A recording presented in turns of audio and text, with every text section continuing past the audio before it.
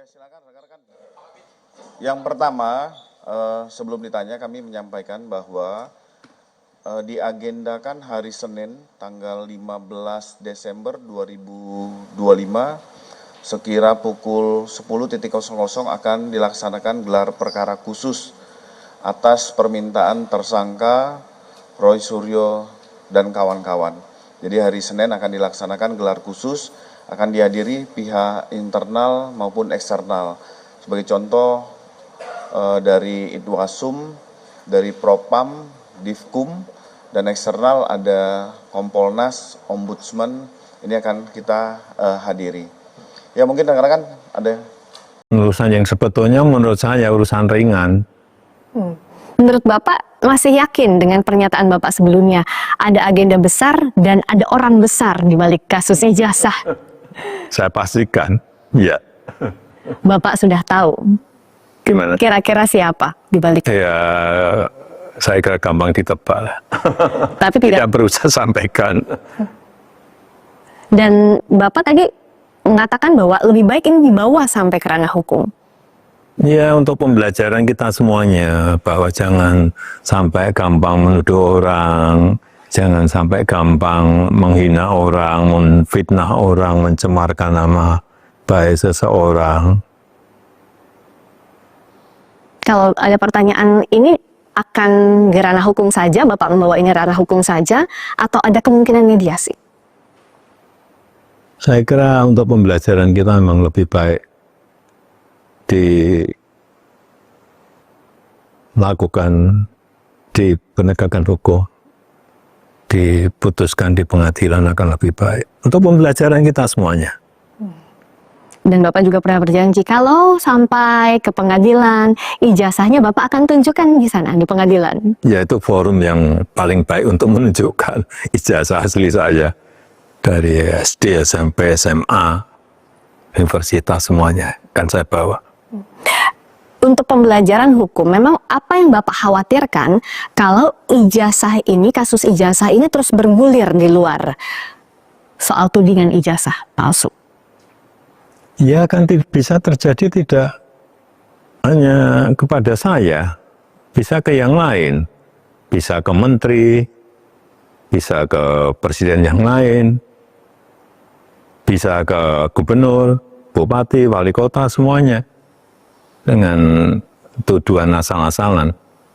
Tapi kalau menuduh dengan bukti itu yang baik. Menurut Bapak, seharusnya tidak ada kasus tudingan-tudingan ini lagi di kemudian hari? Ya, ini untuk pembelajaran kita semuanya. Ya, sebagai seseorang yang katanya tidak memiliki reputasi, ya jelas ini memang nggak punya reputasi. Jadi nggak usah di-downgrade reputasinya, memang nggak ada. Karena jelas malah celometan, ya. Ini loh istilah dulu yang sering kita dengar. Bicaranya itu celometan, ya. Karena mengatakan pada menit ke-45, detik ke-17, dia bilang ini isu 4 tahunan. Ujung-ujungnya hanya bilang kayak termul-termulnya itu, pengadilan, pengadilan, pengadilan. Mana buktinya apa? Itu kan udah jelas ya, dalam pengadilan-pengadilan dan sebentar lagi. Di pengadilan Solo akan coba lihat, datang nggak dia? Atau hadir nggak ijazah aslinya? Kalau nggak hadir, ya berarti bohong lagi ya. Kemudian jelas dikatakan pada menit ke-46 lebih 57, ada operasi besar politik. Dia justru yang membawa ini politik. Ya gitu, kita ini semuanya ada pure teknologi, pure science. Baca tuh buku Jokowi White Paper. Itu benar-benar sangat ilmiah, sangat detail. Bahkan beberapa pakar, beberapa profesor, dokter itu mengatakan itu canggih sekali. Harus didebat dengan data, bukan didebat dengan omon-omon, apalagi dengan kerusuhan, dengan berbagai tayangan dari Ceboker Nusantara itu yang ada di YouTube itu yang ngomongnya ngaco itu ya, persis kayak junjungannya ini gitu ya. Dan dia hanya bisa bilang olok-olok lah, kemudian merendahkan, menuduh. Buktikan kalau memang itu ada operasi politik. Buktikan. Bisa nggak Jokowi membuktikan kalau itu ada tokoh besar? Jangan asal celometan sekali lagi. Ya gitu, karena dia mengatakan saya pastikan ada agenda besar dan orang besar. Mana? Gitu. Kemudian saya kira gampang ditebak, tidak perlu saya sampaikan. Lagi-lagi hanya itu pembelajaran. Jadi jelas, inilah justru apa? Niatnya memang memecah belah anak bangsa. Kalau memang negarawan, sekali lagi, buktikan dengan tunjukkan aslinya. Itu. Begitu dia nggak nunjukkan aslinya, kalah dengan Hakim MK Arsul Sani. Kalah dengan Obama. Yang orang-orang dengan negarawannya menunjukkan saja. Saya kira itu pendapat saya. Sebelah udah kelar Mas. Oke. Tanpa kuasa hukum.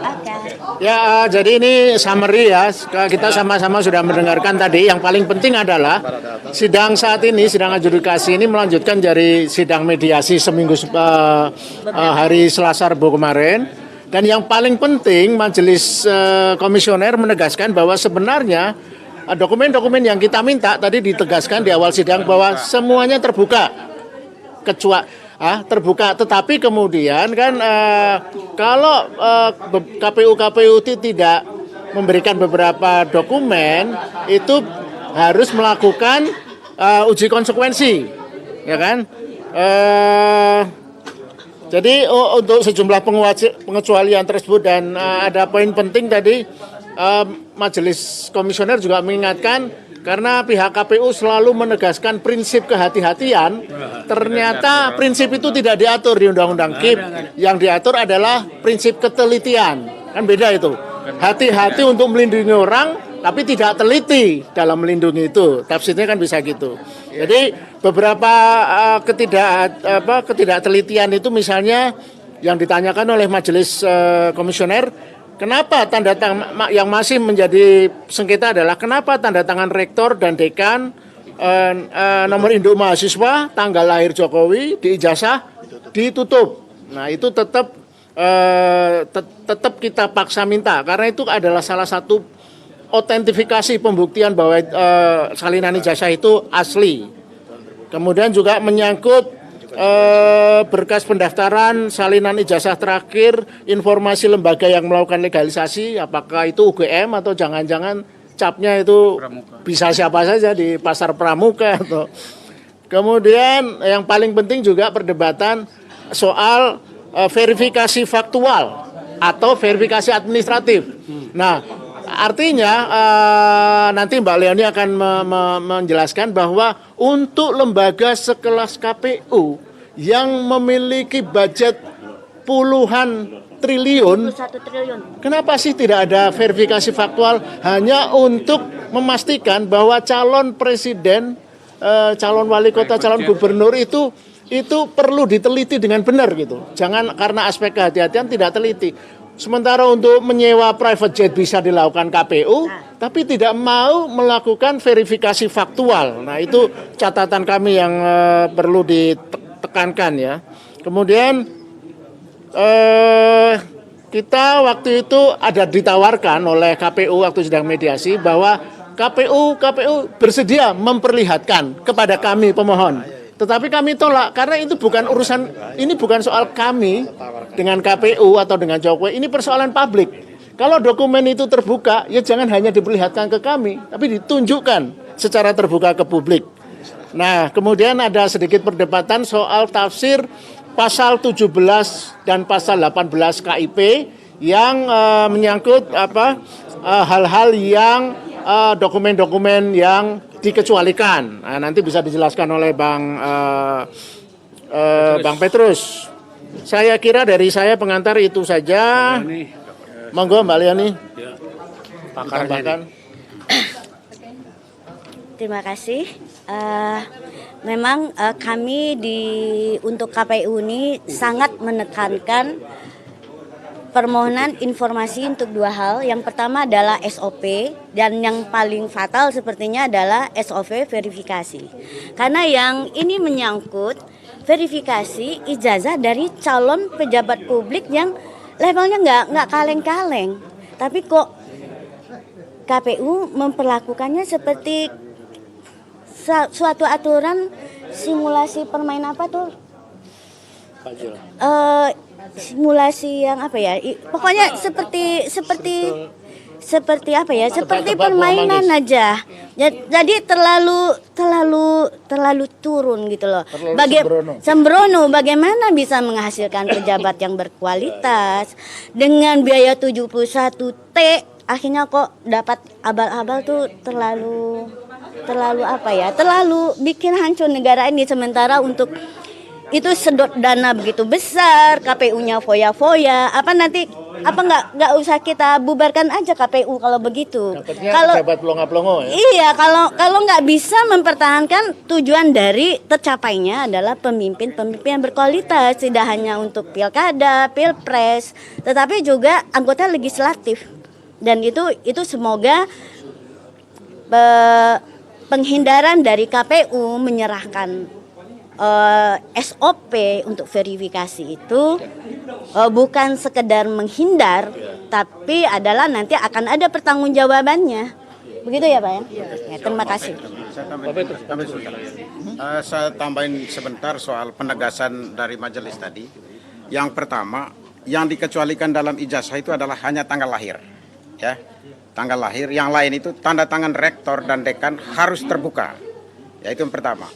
Yang kedua, kami mempersoalkan verifikasi faktual karena sudah ada 2 orang yang sejak awal mempersoalkan ijazah Jokowi diduga palsu, ya, 2 orang seperti Bambang Tri sama Gus Nur. Nah, KPU tidak melihat dari sini, dan pentingnya verifikasi faktual ini sebenarnya juga karena suburnya penggunaan jasa palsu di kalangan pejabat publik, dan itu sudah ada jurisprudensinya, sudah ada kepala daerah yang masuk penjara gara-gara menggunakan ijazah palsu. Tapi KPU disayangkan mereka tidak melakukan verifikasi faktual. Nah, itu aja sih penegasan dari saya. Terima kasih.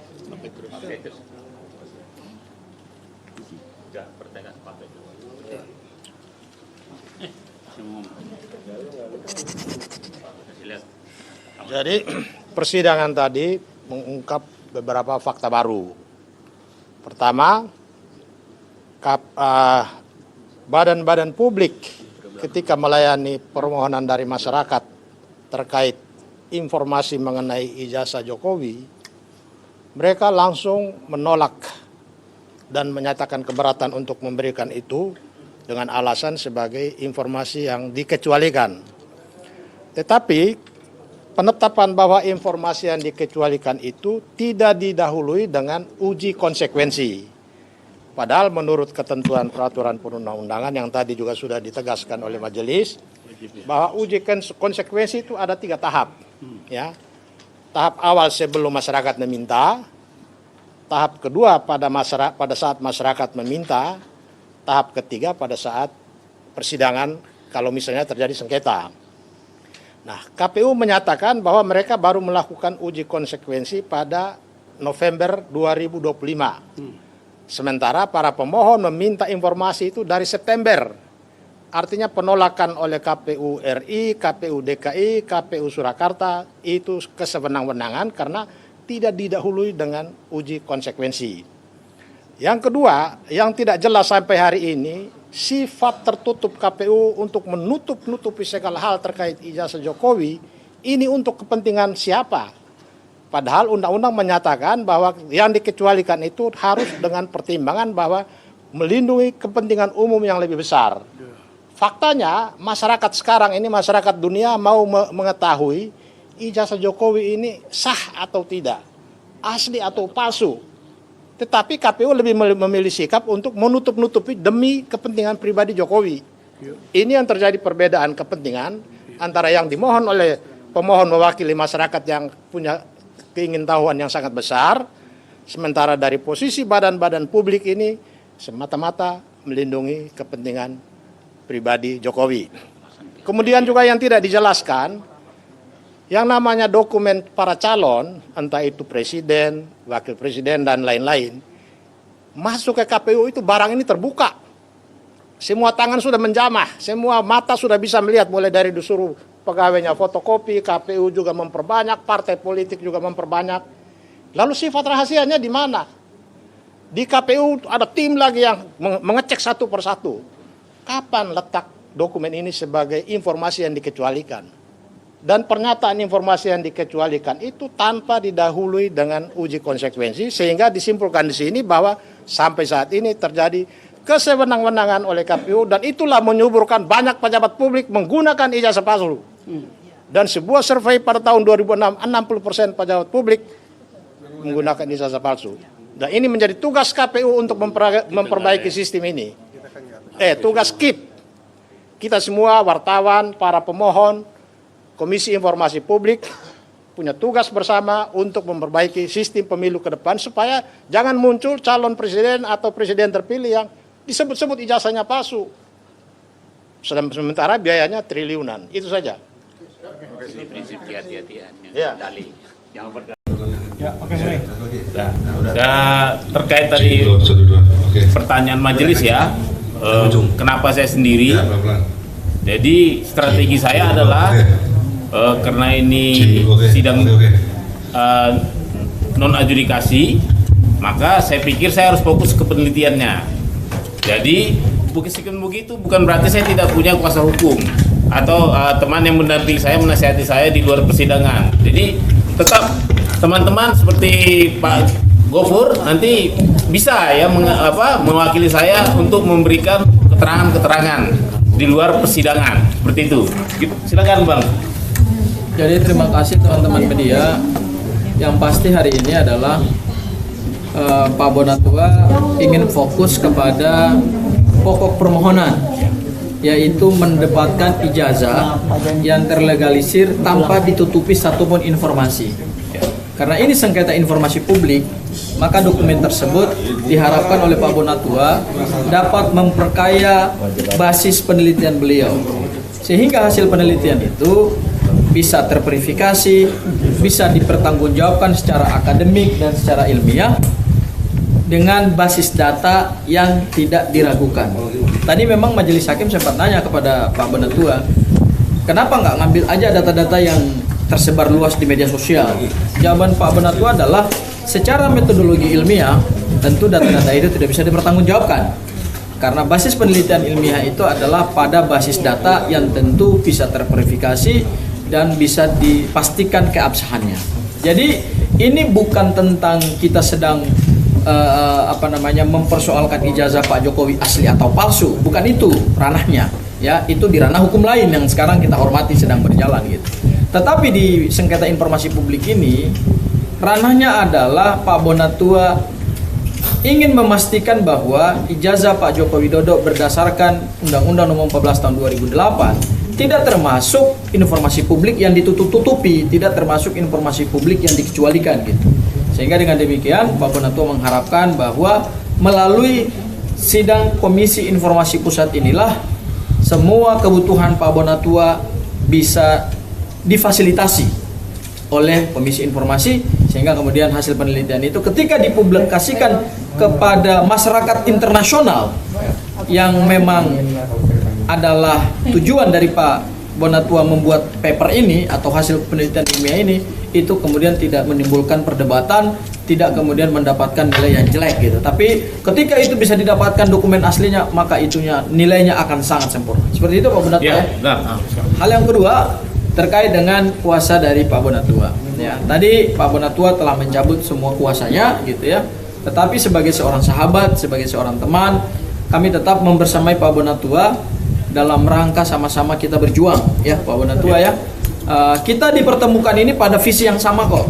Meskipun saya selaku kuasa hukum Mas Roy Suryo CS itu sekarang sedang berjuang untuk proses hukum pidananya, tetapi kami dipertemukan dengan satu visi yang sama. Visinya adalah mempertanyakan dan kemudian mencari kebenaran informasi terkait dengan ijazah Pak Joko Widodo yang saat ini sedang polemik di publik dan yang saat ini sedang mendapatkan perhatian luas dan besar. Itu barangkali Pak Bonatua bisa tambahkan. Ada pertanyaan? Pertanyaan?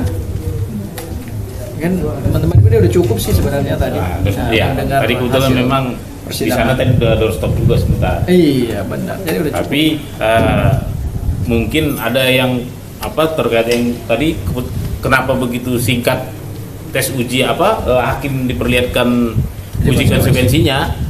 Sepertinya memang saya juga merasa bahwa uji konsekuensi itu justru berpihak ke publik, karena terbukti saya bisa melihat, berarti ntar lagi Bang Gopur tinggal jadi peneliti aja, bisa lihat lagi.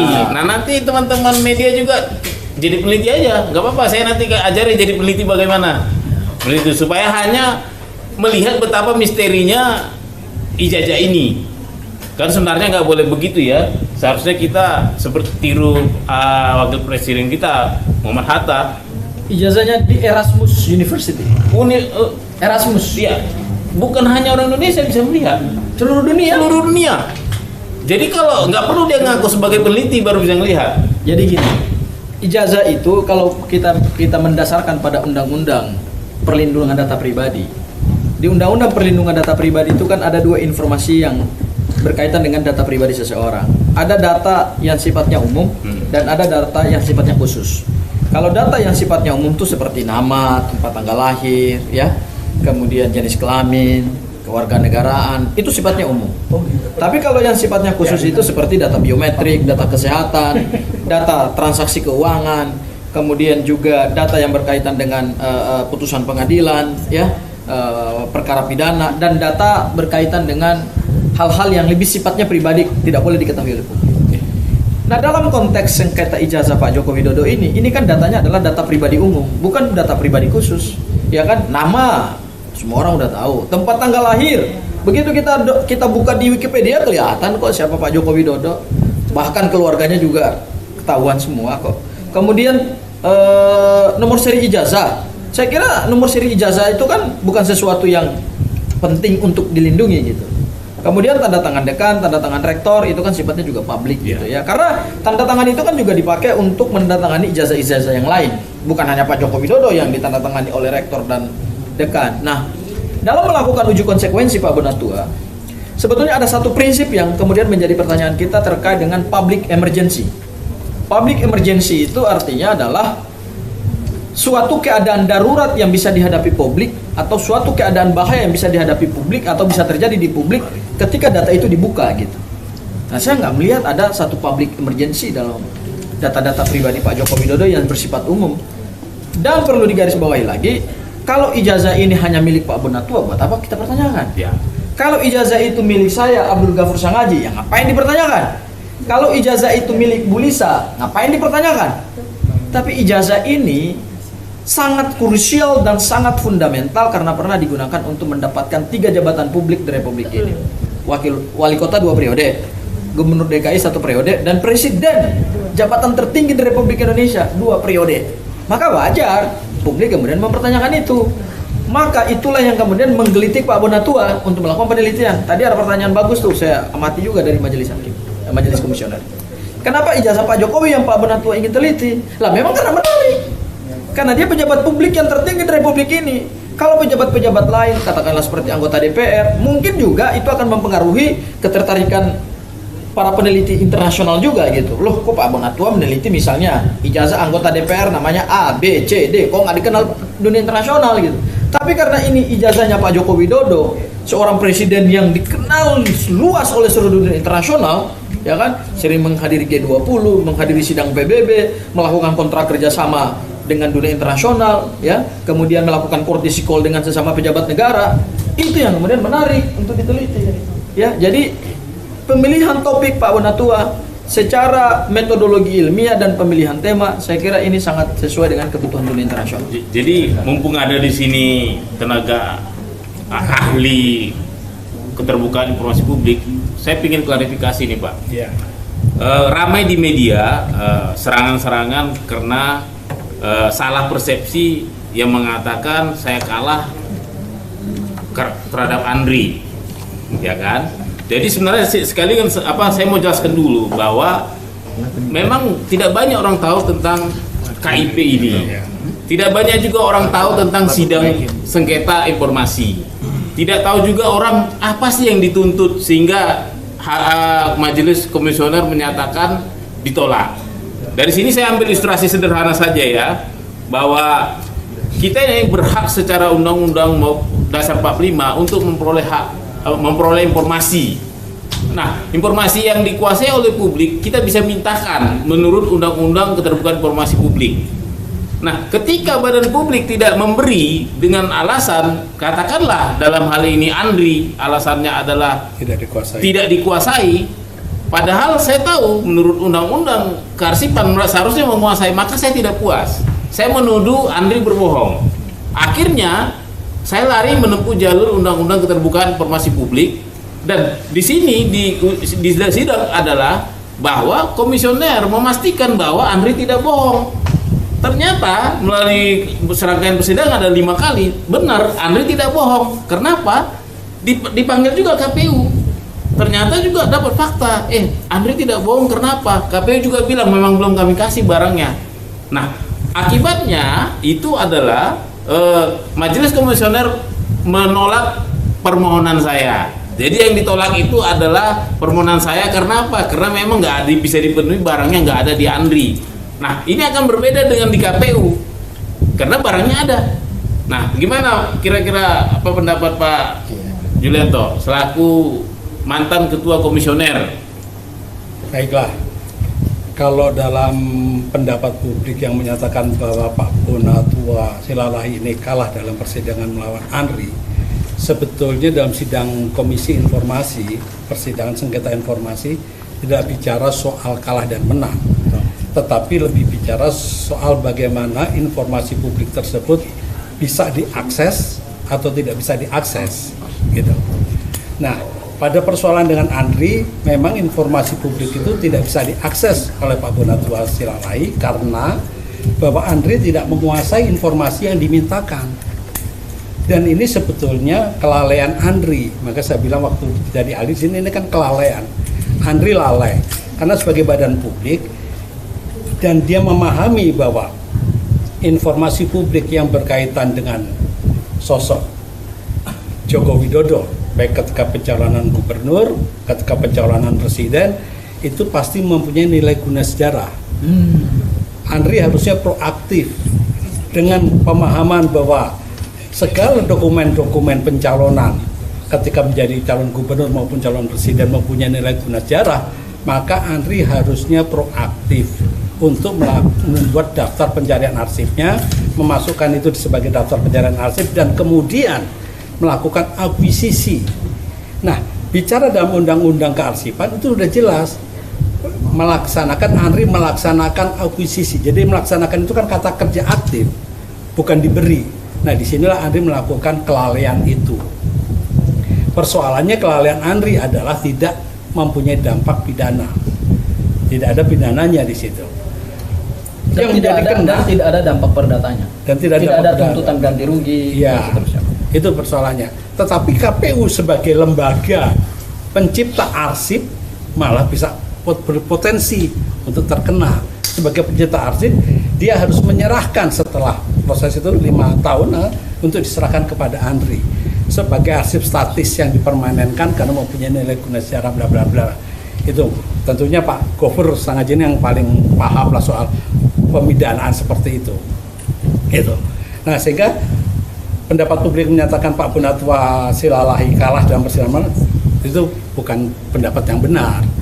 Yang benar adalah memang Andri secara jujur dia tidak menguasai informasi publiknya, dokumen-dokumen informasi publik, dan kemudian juga dia adalah lalai dalam melaksanakan tugas-tugas yang diamanatkan oleh undang-undang. Tapi Pak Bonatua ini menarik.